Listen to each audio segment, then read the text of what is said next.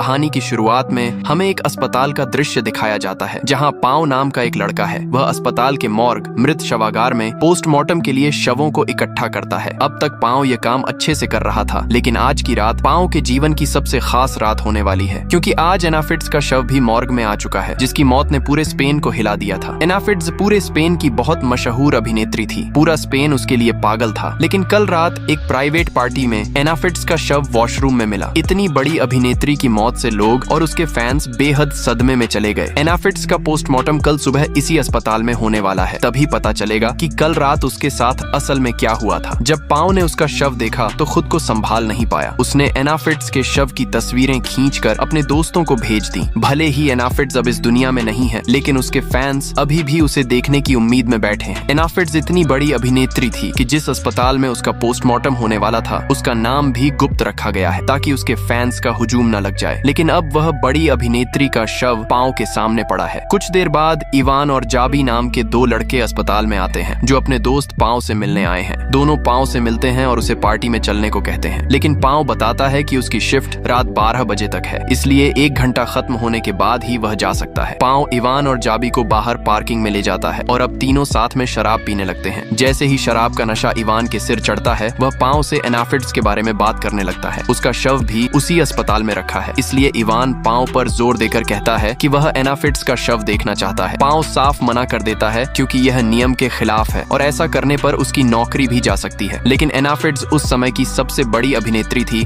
और साथ ही बेहद खूबसूरत भी, इसलिए इवान लगातार पाओ पर दबाव डालता रहता है कि वह उसे शव दिखाए। आखिरकार इवान के जिद के आगे पाओ हार मान लेता है, लेकिन कहता है कि यह बात कभी किसी को नहीं बतानी है। पाओ अपनी नौकरी को खतरे में डालकर इवान और जाबी को अस्पताल के मॉर्ग में ले जाता है, जहां आमतौर पर किसी को जाने की इजाजत नहीं होती। पाओ एक शव के पास खड़ा होकर कहता है, ये एना फिट्ज का शव है। इवान और जाबी इसे देखकर बेहद उत्तेजित हो जाते हैं, लेकिन जैसे ही पाओ शव से कपड़ा हटाता है, पता चलता है कि यह एना फिट्ज का नहीं बल्कि एक बूढ़ी औरत का शव है। इवान और जाबी डर जाते हैं क्योंकि यह पाओ का एक गंदा मजाक था। अपने दोस्तों की हालत देखकर पाओ हंस पड़ता है। फिर वह दूसरे शव के पास जाता है। जैसे ही पाओ उस शव से कपड़ा हटाता है, पता चलता है कि यह सच में एना फिट्ज का शव है। वह सच में बेहद खूबसूरत थी। इवान उसकी सुंदरता देखकर अपना कंट्रोल खो बैठता है। एना फिट्ज के नंगे शरीर को देखने के लिए वह उसके सारे कपड़े उतार देता है। सिर्फ इतना ही नहीं, वह उसके निजी अंगों को छूने लगता है। लेकिन जाबी को ये सब बिल्कुल गलत लगता है, क्योंकि किसी शव के साथ ऐसी अश्लील हरकत करना ठीक नहीं है। इवान पूरी तरह पागल हो जाता है। इतनी बड़ी अभिनेत्री उसके सामने है, इसलिए वह पाओ से कहता है कि वह एना फिट्ज के शव के और करीब रहना चाहता है। ये सुनकर जाबी डर जाता है और इवान को समझाने लगता है कि वह ऐसा कैसे सोच सकता है। लेकिन इवान अपनी काम वासना और नशे में जाबी को भी वही करने को कहता है और बोलता है, एक बार सोचो, स्पेन की सबसे मशहूर और खूबसूरत अभिनेत्री के साथ शारीरिक संबंध करोगे, चाहे वह जिंदा हो या मरी हुई, क्योंकि यह शव तो सिर्फ कुछ घंटे पहले मरा है। इधर पाओ इवान की बात सुनता है और उसके साथ हो जाता है।